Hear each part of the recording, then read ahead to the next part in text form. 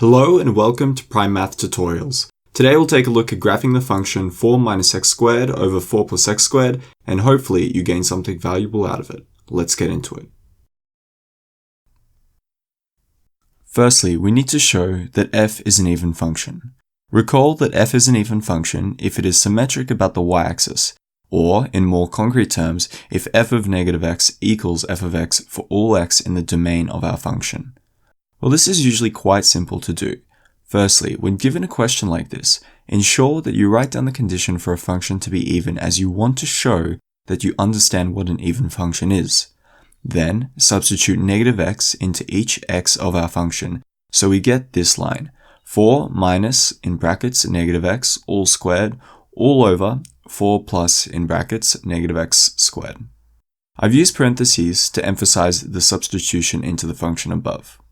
Well, since x is being squared in the numerator and denominator, it becomes x squared, since squaring a negative number turns it positive. Therefore, we can write the first line as 4 minus x squared all over 4 plus x squared, which is what our original function is.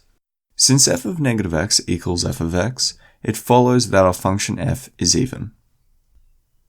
Now onto a very standard question in regards to graphing, finding the x and y intercepts. We know that the x-intercept can be found when y equals 0, and that the y-intercept can be found when x equals 0. Let's start with finding the x-intercepts. Letting f of x equals 0, or equivalently y equals 0, we have 0 equals 4 minus x squared all over 4 plus x squared. If we can find solutions to this equation for x, then the solutions will represent the x-intercepts. Now, you may notice that we can factorize the numerator using the difference of two squares identity, which I've shown on the right. Doing this, we can turn the numerator into 2 minus x times 2 plus x, and so our function can be written like this. Now, since we have 0 on the left side of the equation, we can use this to simplify our equation. Multiplying both sides by 4 plus x squared, we get 0 equals 2 minus x times 2 plus x. Which gives us that the x-intercepts are at x equals plus 2 and minus 2. Now, to find the y-intercept, we can substitute x equals 0 into our function. Doing this, we get that the y-intercept, represented by f of 0, is equal to 1. As a side note, you may find it useful to write down this information in a condensed form as shown here, so you know where the information is when you're onto the graphing step at the end. Now for part C, we need to find any horizontal and vertical asymptotes if they exist. To find the vertical asymptote, we need to look at what value of x makes our function undefined. To do this, look at restrictions based on the type of function.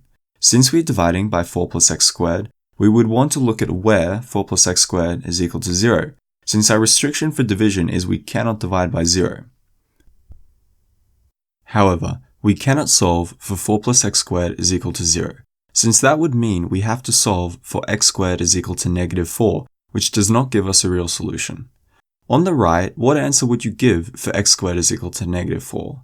Normally, to solve this, we would take the square root of both sides. However, since we want a real solution, we cannot take the square root of negative 4.